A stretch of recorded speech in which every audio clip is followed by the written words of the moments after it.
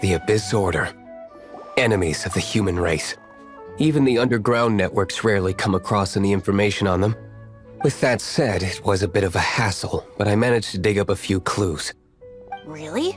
That quickly? You really are well connected, Master D. Luke. Come to think of it, Mr. Big Animo God Barbados, why exactly do you need the help of mere humans? How do I put it?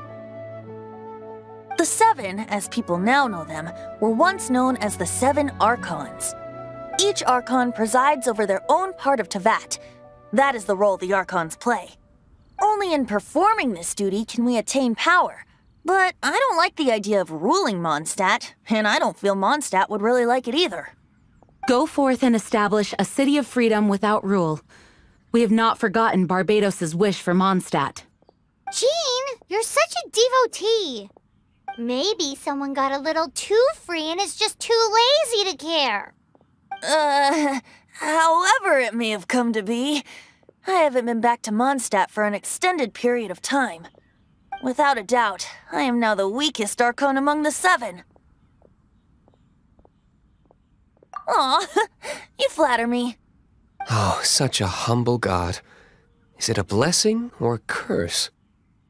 But we digress. Let's get back to the topic at hand. The common enemy of all mankind. We have tracked the Abyss Mage to the vicinity of the winery.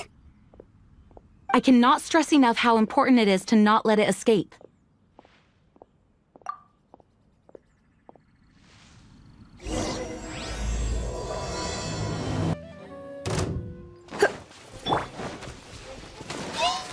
No one escapes my sight! Surrendering will be...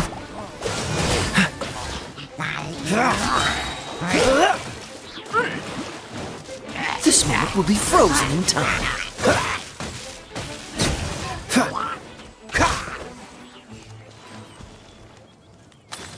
Huh?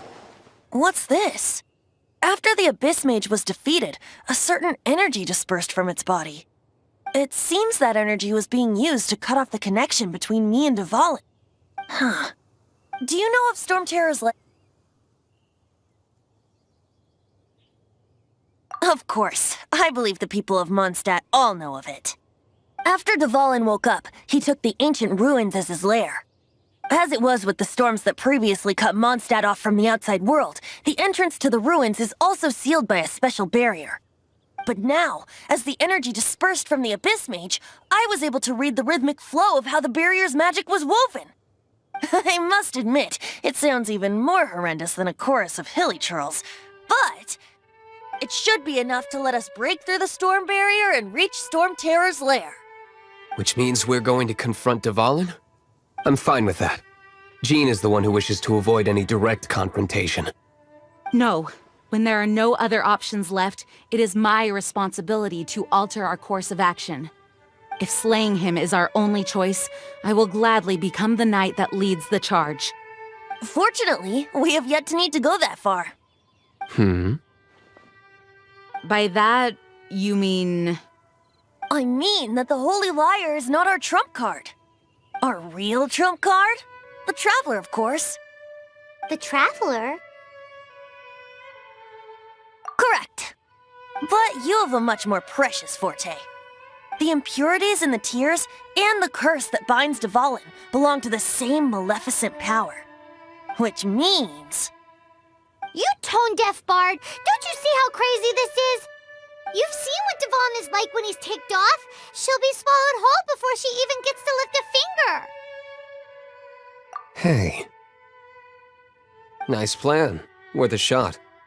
I am with you, Honorary Knight. Oh, so we just need to fight monsters from the Abyss and a dragon. No pressure or anything. Humans aren't without their strengths. Let's go. And so, epic actions of brave heroes finally leads to this 11th hour. It's a storm barrier. It looks so dangerous. Leave it to me. Although this wooden lyre is all I have, I don't need the lyre to break through this kind of storm Wait, what is that? Enemy attack! Prepare yourselves! The stage will need to be cleared before I can begin my performance. Generally speaking, such chores are not the concerns of the performer himself. Wait, what's going on? There shouldn't be any hilly trail camps in the vicinity of Storm Terror's lair.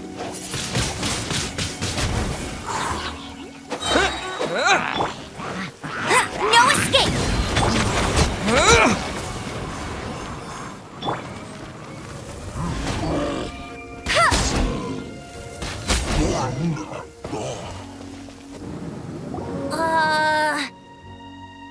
The hilly trolls usually do not venture into areas with high elemental concentrations. It puts a heavy burden on their bodies. The Abyss Order must be manipulating them behind the scenes, yet they shouldn't have been able to determine that we would come. They're presumably spreading their forces to halt our plans. Without further ado, I suppose I can play faster if my only audience is the wind.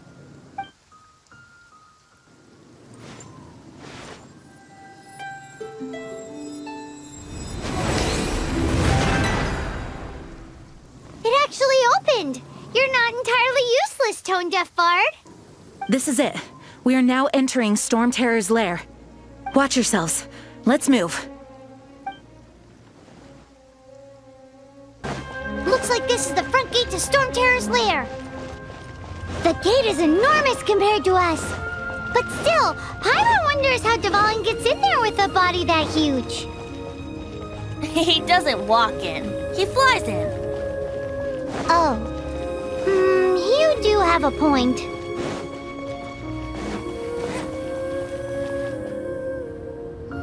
It's stuck.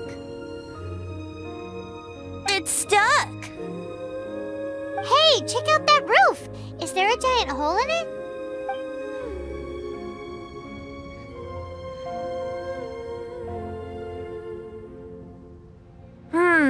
I suppose we could make use of that wind current. Let's make a detour then. Heading up. Let's make a detour then. Heading up.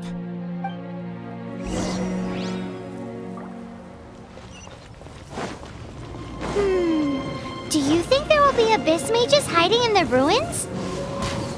Either way, if we do run into one, we will let the victorious Master D-Luke do the... Do not underestimate them just because I have beaten one of them before. I'm not boasting. I'm simply saying there is more to the Abyss Order than a few mages. Correct. That's why I tagged along after all. Well, that and also for your safety. Why am I so diligent? Too diligent for a poet, in fact. So says the person that made zero effort to search for the dragon tears and drank in the tavern all day. Paimon doesn't get it. What part of you is remotely diligent? Oh, we can't advance any further. The ruins seem to be guarded by ancient seals.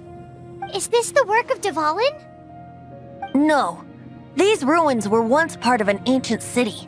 Dvalin just happens to be nesting in these ruins for now.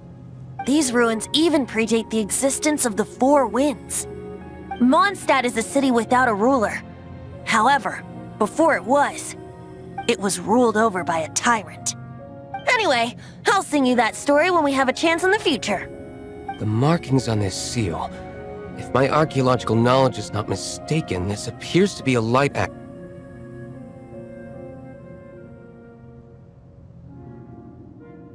If we retrieve and reintegrate all the parts, we should be able to get it working.